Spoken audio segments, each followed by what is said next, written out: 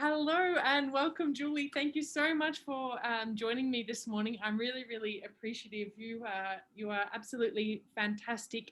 Not only have you got amazing workplace achievements, but outside of work, we have connected in the fitness industry. So thank you for joining me today. You're the Global General Manager for Liberty Commodities. Mhm. And you have got amazing background in the HR and talent development. So I'd love you to introduce yourself to my audience. Yeah, sure. Thanks for that, Trish. Yeah, it's nice to connect with you also. Basically, I'm Julie Duffy. I've been with the Liberty Commodities Group for 2 years now. But my background is that I was born and raised in Dubai. Don't let the accent fool you. So I have been born and raised here, ex-Dubai college girl. Did what everyone else did, went university back home. And actually, I stumbled upon HR and I got into HR because my main driver was I'd seen it done so badly. And I thought I could do a better job in bringing in training and motivation to people, a little bit more empathy. And, I've really seen the HR journey change in Dubai, in the Middle East as well, especially. Um, from about 2001 till where we are now in 2020, I've seen it go from a very much old school style of management and seen it transform. And I've seen a shift in the paradigm, especially towards training and certain mental health programs, which we do as well. We've just introduced, I believe we're the first in the Middle East to do it, working together with Pulse Learning. Which was the brainchild of Jim Breen, a lovely Irish gentleman. He's the entrepreneur and owner of Pulse Learning. So, yeah, I've seen a lot of changes in the HR industry in the Middle East over the past 20 years. Amazing. And what do you think is the driver for these changes? What's creating it, and I, what are the yeah, changes?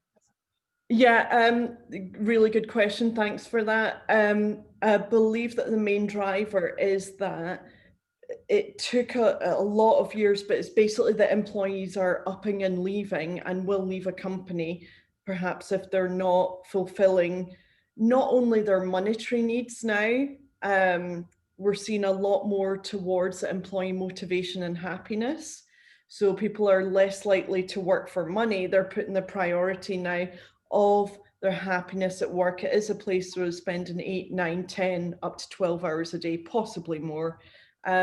So that people are up and leaving. That's had a knee-jerk reaction towards the people that are looking, the HR and the CEOs going, okay, now we need to rehire, and they're seeing it have a negative impact upon their recruitment. People that coming in, leaving after 3 months, 6 months, a week, they don't want that. They want people to stay now, and the employees want to stay as well. So it's been a little bit of a mutual sort of ongoing understanding agreement. It's taken a couple of years to get there, but I'm seeing a real shift in it now. And also a shift in the HR courses, the people that are coming into the market. We're seeing a lot of people come in externally from various other countries that are bringing in all of these schemes that weren't really here before. Mhm, mhm. Fantastic.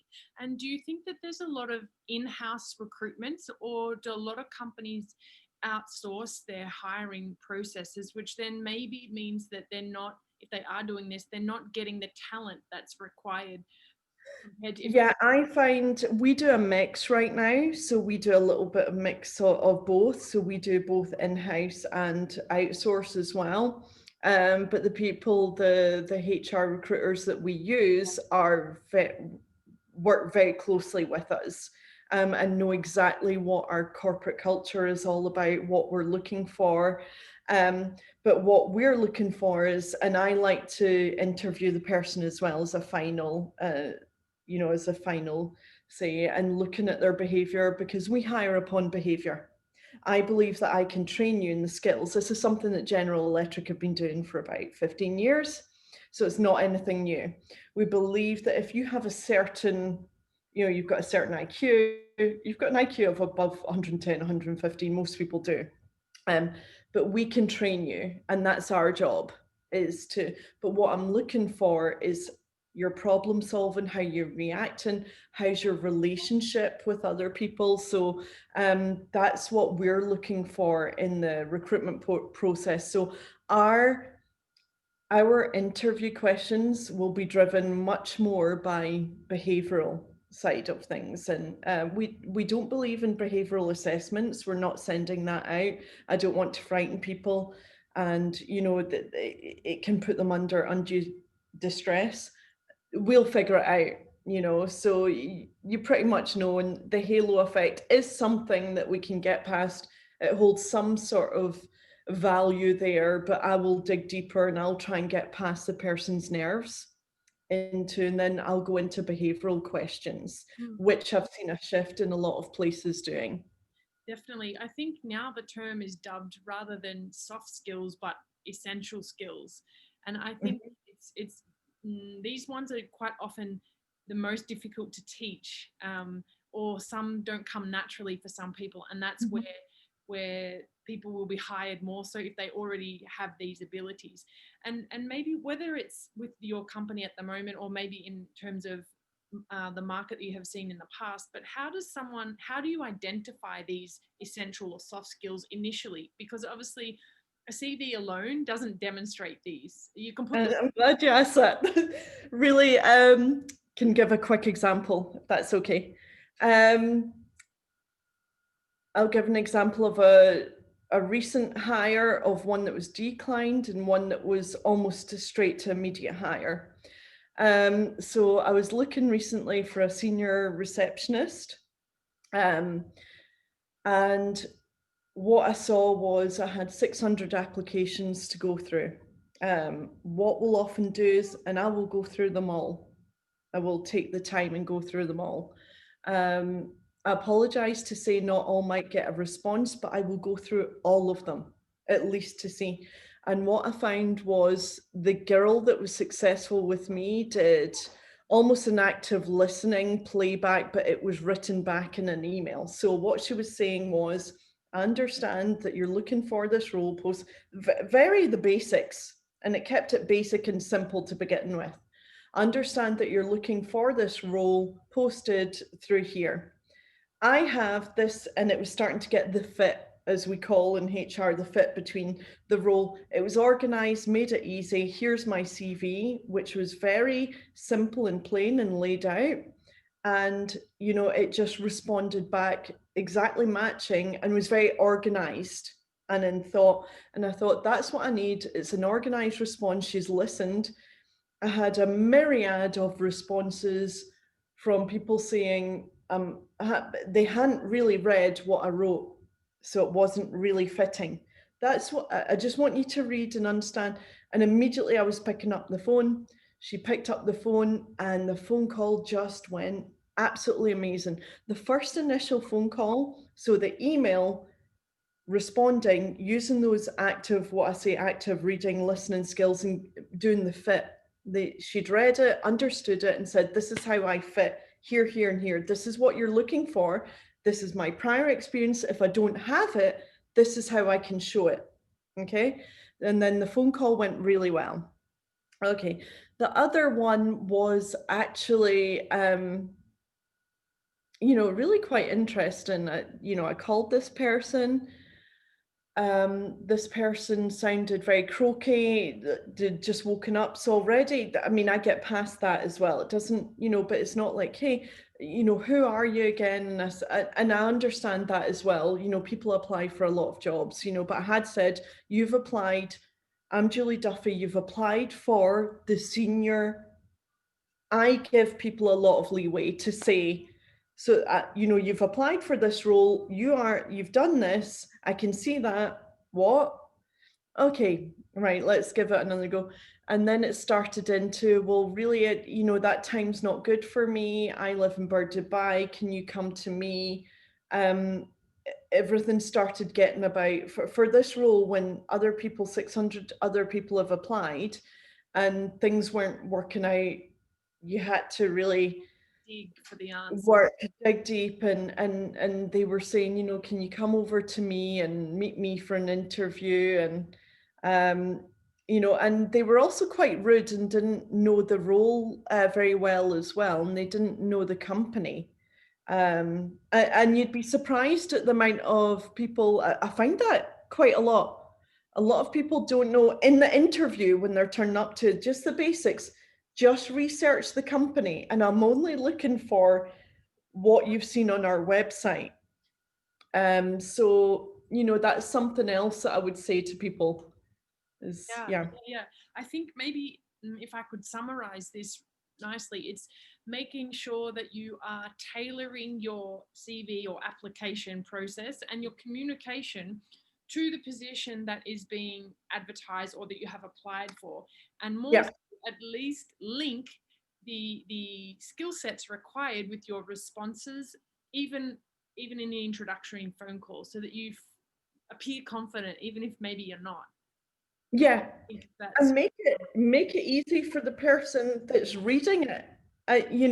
We've got sometimes 600, and that'll come through in the first day, those applications. And, I'll see it from, I'll be very honest, from people that are singers, wanting a receptionist job. And I can see that they feel that, okay, it's just a little receptionist job. It's not really. And it was quite a senior role as well, and the pay reflected that as well. So if you don't have that, you need to speak about future, what you can do, or other areas that you have shown those qualities of, interacting with people. When did you deal with a difficult situation? That's also one. How did you manage that? Was it someone that was senior? Was it someone that was below you? That's important as well. Think about situational behavioral responses that you did in the past.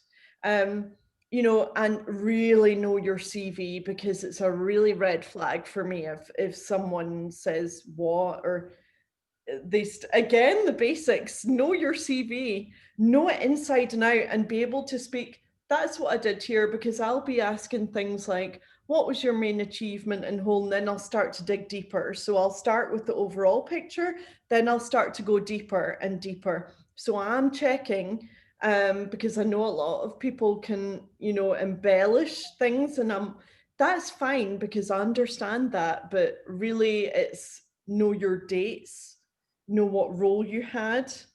Really important. yeah, yeah, absolutely. I think so. So from my perspective, being on the CV side for the clients, we're always talking about numbers and metrics, and make sure that you've got quantifiable data to showcase what you can do to help the company propel them forward. But if you don't know the fundamentals and the basics of how you got there, I think that will hinder the experience of being interviewed. Yeah, yeah, for me, it's a mix. I'm looking for the technical, the qualitative, and the quantitative. Yes, I'm looking at your achievements, but I'm looking at how are you going about doing those achievements. Yeah, So I'm going to say, did you work as a team? Big red flag for me is when someone keeps on saying, I did this, I was the one to do this, I did this. When they're solely using, because I'm looking at language as well. What I'm looking for is a flicks between the two. I wouldn't have been able to do this without the team, and we did this as well. So it's a little bit of both. So I'll flick between the both, and it's amazing how much. And I don't think people realize what I'm doing. But what I'm looking for is, I'm doing a check for, slight check for ego, slight check for, if the teamwork is there, and nice little balance is there. But that's also the little things for me. no, I agree. I think that language plays a huge role subconsciously, the way you form opinion. So, for example, so I try to encourage my clients now. Again, CV writing is an art. There's no right or wrong way, but or even your LinkedIn profile. So rather than saying I, we would say contributed to, or Mm, was a significant team player, or initiated. So it shows that that came from you, using the word initiated. And I think mm, people forget this, that these words play paint a picture for the person reading it at the other end. So yeah, I think you've really made some extremely valid and useful comments here. Yeah. And I just want to maybe touch on talent development. And I know that you've played some fantastic roles Yeah. across the Middle East. What does that actually mean within organizations? Well, talent development we're really seeing from either it can be from the grassroots up to elite level. When I worked in a previous company, we were the first to get the training academy for the ILM up to level 5 standard award. And what I was looking for, what the vision was for us, and that I had gotten approval for, was for it to become an external monetary earning academy. I, although I was supportive of that, it was really for the internal staff to do. So it was everything from inductions, what we did, very intensive inductions, to technical and soft skills training. But how do we identify that? It's more than just the train needs analysis. It's more than just the manager's feedback. It's all of those things, but it also needs to come from the employee themselves. I'm all for if an employee comes up and says, "I know that this is my weakness. Can you approve this training for me?" First of all, I'd question it if it's a fancy training of in New York. That's, it needs to be a little bit of a level, especially in these times, right? But training for me is seeing, other people develop up in what they're not confident in. And they might be excellent at it. And sometimes it is just getting the formalities to make them feel good about themselves. Um, I've never really been told how to get up and speak or speak in front of anyone and things like that. I have some, my MBA behind me and some training qualifications behind me, but it's just having that extra confidence as well, you know? Yeah, definitely.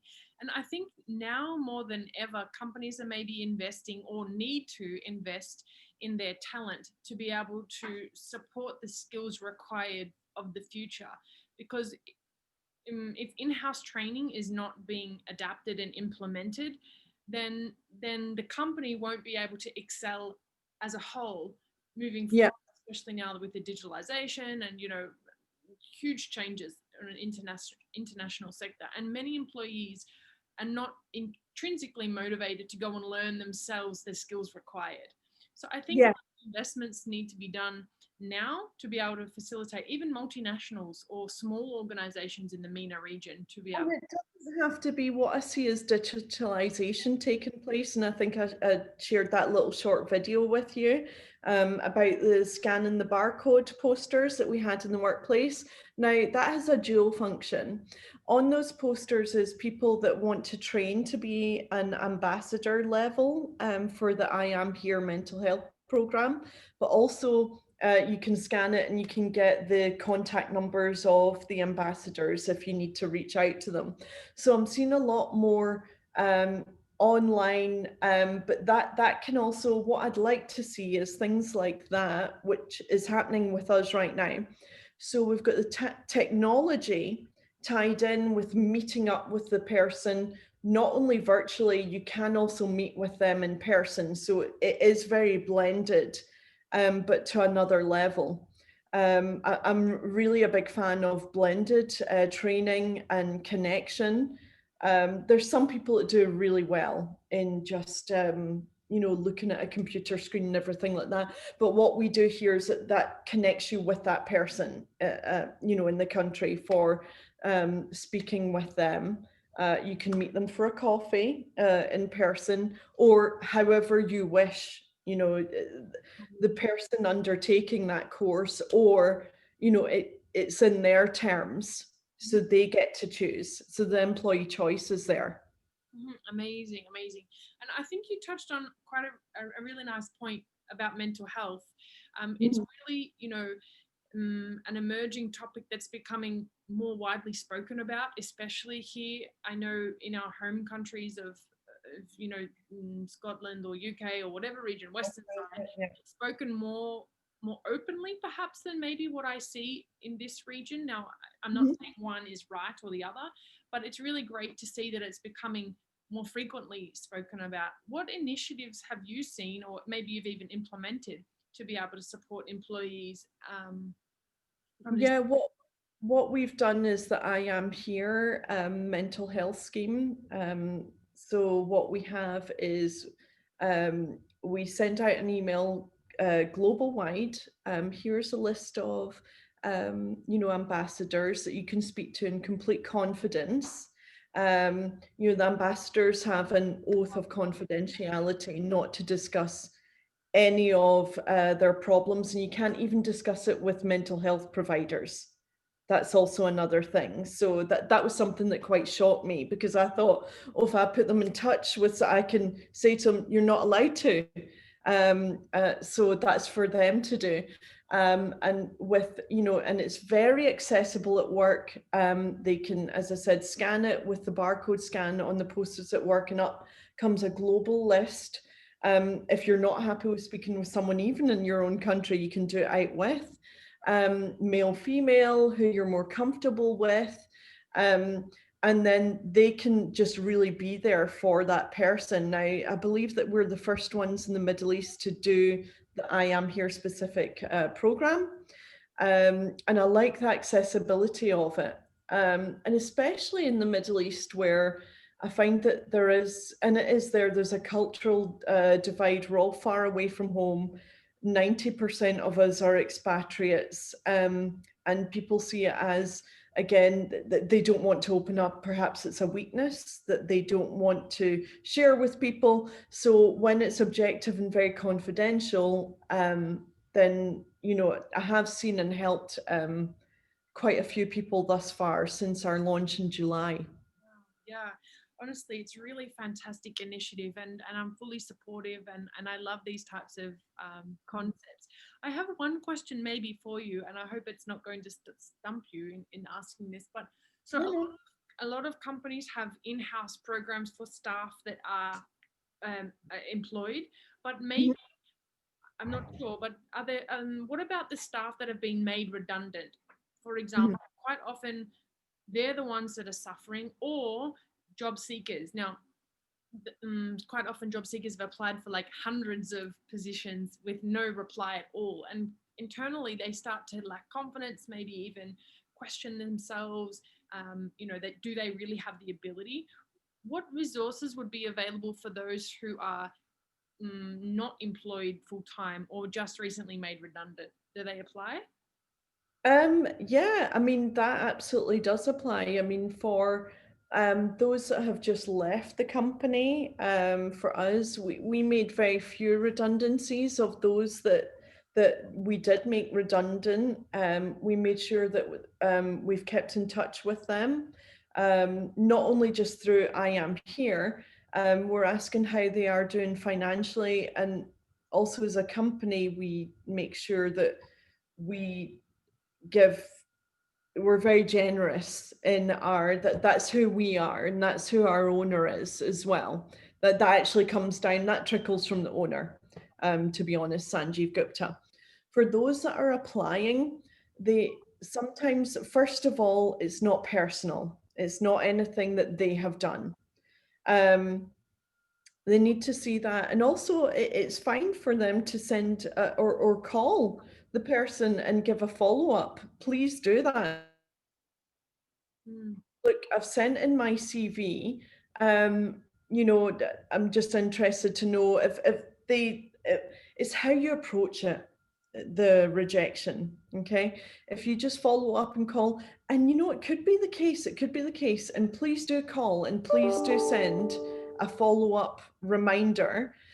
Because the person, such as me, I will get back to that person and say, I'm sorry, it wasn't this matching, but I will say to them exactly why, and say, look, it was this, or I'm sorry, and I will apologize as well, saying I didn't. But there's no problem. There's no problem, and calling or sending a follow-up email, but don't take it personally. You weren't the right fit. I'm sorry to say, but there was someone else that's better. It happens. This won't go on forever. You know, you might be unemployed, and be prepared, to be unemployed for 6 months to a year. That's also something that it's not something to you can worry about. I'm hoping that you've got the financial background, the savings to save there, and perhaps support of family and friends. I have been there. I have been the person that got rejected, and I was applying for 50 a day. I was unemployed before in that big the 2008 here. I was unemployed here for 8 months, 9 months, and living out here Yeah. off of my savings that I thankfully had, but it was cutting it fine to the bone in the end. And I know that I have been there. So, and I just, what I found from speaking from personal experience was not to take in personal, but I kept at it. I tried to keep positive. I tried to keep going to the gym. I still kept every so often, every month, not hounding people. The people I'd reached out to, my network, was there anything, just a little bump reminder. So there's all these things that you can do, but just don't take it personally, This is but really keep great going. advice. Definitely, definitely. And I think sometimes over questioning, or no, not questioning, over contacting someone and over reminding them Yeah, hinders you. I mean, that, from my perspective, I'm not in recruitment, but it really annoys me when someone sends me a follow-up email just 2 or 3 days later. Like, it becomes a point where you disregard them because it's annoying. And I mhm. think people need to respect that as well, especially now we're in difficult and different times. You need to adjust your emotional intelligence to this. Yeah, and again, I think it's also don't, and I get that as part of desperation. And I hate to say be a little bit cool about it, but that's all I would say is be cool. You're Yeah. not going to be unemployed for the next 10, 20 years. You're not. Keep that in your mind.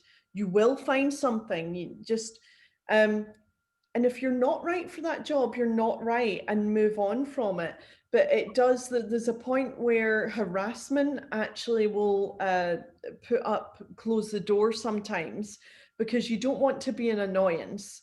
Either, look at it this way: either you do or you don't. And then also think, well, I'm outside of the box. There was one time where I sent back, and this was in the early 2000s, I sent a CD, I sent a video of myself for an interview about how I might, and I got that job, and that was back then. So think of something that might, make you stand out. Not only stand out, it's the first, you have 10 seconds to stand out in that email of popping up. It's both how you've written the email and it's your CV. Do you know what, Julie? I love this because I actually now offer, and I'm giving myself a little plug here, but I'm promoting the same message without even aligning with you before this call, like a Yeah. video CV and a short little pitch that you can attach to an email or send in a LinkedIn message or post on a webinar, Zoom webinar, and say, hey guys, I'm on the call. Here's my video CV. Because these Mhm. types of things will differentiate yourself and get noticed. And I think now with emails being sent more than ever, you can easily pop it in the attachment. So yeah, I'm so glad we're promoting the same messages because yeah, Yeah, it's really, right, linking up. It's just, and it's I would like to see that actually from everyone. Don't think because I haven't seen that from anyone. Just do a little 10, 20 second little video, because I like to see the person. And you don't have to be all serious and all, can be yourself and be how you are. Um, and that will shine. so I love it. I love the advice. And I think at the end of the day, maybe in closing, is that it's about personal branding. So yes, a CV alone is great. Everyone needs Yeah, one, but it's not at the end of the day the end tool. It's one of many. So a video yeah. pitch, a great email introduction, and a CV will close the application process for you. Yeah. It's just getting that foot in the door and leading it, and the rest is when you get through to the interview, because I guarantee you're probably 3 to 6 people they're not going to have more than that. So yeah, as soon as you get that, and Yeah. it's Amazing. I'm really appreciative of your time. Thank you so much. And keep up the great work with the mental health aspect within the workplace. I absolutely love it and was brought to you for this chat as of that. So thank you. yeah, and I'm also looking forward. Maybe you can give me some guidance on CV tips, or not that I'm looking, but I'm really supportive of everything that you're doing, Trish, and Absolutely. thanks for reaching out. Absolutely. More than welcome. So thank you so much. And we will definitely catch up soon. Okay.